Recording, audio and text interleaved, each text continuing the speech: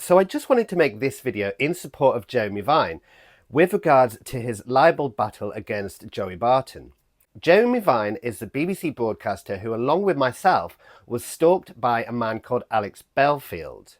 Belfield was found guilty of stalking myself, Jeremy Vine and two other men and was imprisoned for 5.5 years.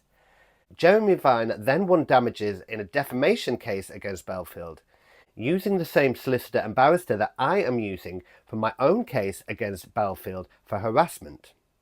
And Jeremy Vine is using the same legal team to sue Joey Barton for libel and harassment. This is in relation to over 14 posts in which Joey Barton labelled Jeremy Vine a pedo defender and a bike nonce. Now, this isn't a case of free speech or hurty words, as people like Katie Hopkins would like to diminish it. Katie herself has coined the phrase bike nonce, which she continues to post on her social media as well. This is really damaging terminology, and I'm seeing it myself when I'm getting people posting on my videos referring to Jeremy Vine in this way. Now, just to clarify, Jeremy Vine has not yet won his legal case against Joey Barton, but has been successful in his first round. In this preliminary hearing, a judge was asked to decide the natural and ordinary meanings of Joey Barton's statements, as well as whether they were statements of fact or opinion. Essentially, they're trying to determine what Joey Barton meant when he called Jeremy Vine a nonce, which is a derogatory term that means a sex offender, rapist, or child molester. Barton argued to the court that he was just using the word to make fun of Jeremy Vine, and that nobody would genuinely believe that he was calling Jeremy Vine a paedophile. However, Barton also posted, "If you see this fella by a primary school, call 999. This is not funny. Labelling somebody as a paedophile is not a joke, and it is damaging. The judge ruled that 11 of the posts did have a defamatory meaning. But this case is about a lot more than just the jibe bike nonce.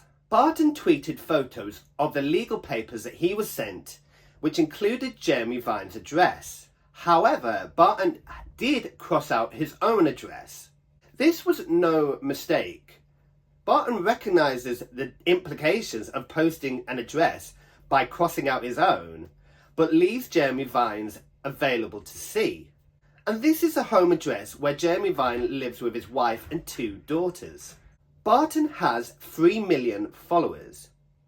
All it would have taken was one person to read Jeremy Vine's address and pay him a visit. This is why Jeremy Vine is taking action against Barton in the same way he did against Alex Belfield, who also posted his home address. The danger came from the online traffic, not from the individual. But what he wanted to do was create so much hatred against me that someone acted by proxy. I'm absolutely certain that he knows, with 400,000 people watching those videos, that at some point someone is going to take a knife or acid to my home. Were you afraid of him? I was afraid of what he could do to my family. He wants that hatred to be so great that someone pays me a visit. And I know he wanted that because he put my home address out. So I had to take it seriously. I've got 2 teenage daughters. You know, I can't be casual about it. So at that point, I was scared for them. Jeremy Vine is simply trying to protect his own family, which anybody would. And the bigger problem is companies like X and YouTube don't do anything to tackle these problems.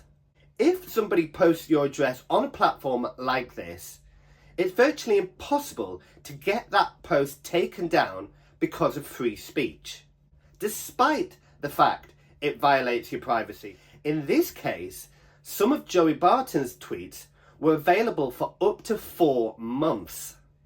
As part of his defence, Joey Barton tried to claim that his tweets had no real meaning because they were made in the heat of the moment and as an angry outburst.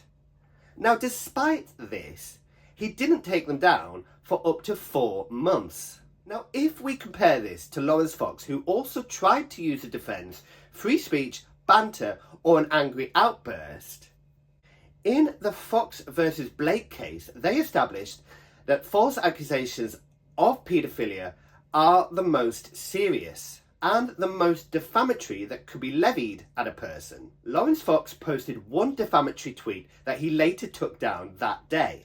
He now owes £90,000 plus costs to each victim, which might amount to £1.5 million. Barton posted 12 statements, which he didn't take down for 4 months. Lawrence Fox has 500,000 followers. Joey Barton has 3 million. Elsewhere, Joey Barton has set up a GoFundMe to raise £100,000 for his legal costs. In the description, Barton states, "In the ever-expanding arena of social media, where reputations are made and shattered in the blink of an eye, I find this remarkable that a man who is reportedly worth nearly £5 million is using a GoFundMe to raise money from the general public, and that he's also attempting to portray himself as the victim here, saying that this is damaging his reputation. This is about Jeremy Vine's reputation, standing up to somebody who has called him openly a paedophile and posted his home address. Barton recognised the dangers and implications of posting an address when he blacked out his own, but left Jeremy Vine's visible. So what will happen next? As I've said, the case is not over yet. Barton now has the option to take it to court to trial or to settle for damages out of court. This is a case about a man protecting his family in the same way that I had to when my stalker found out where my parents lived and phoned my mum, as well as emailing and sending threatening and blackmailing letters to them. And that is why I am suing Alex Belfield.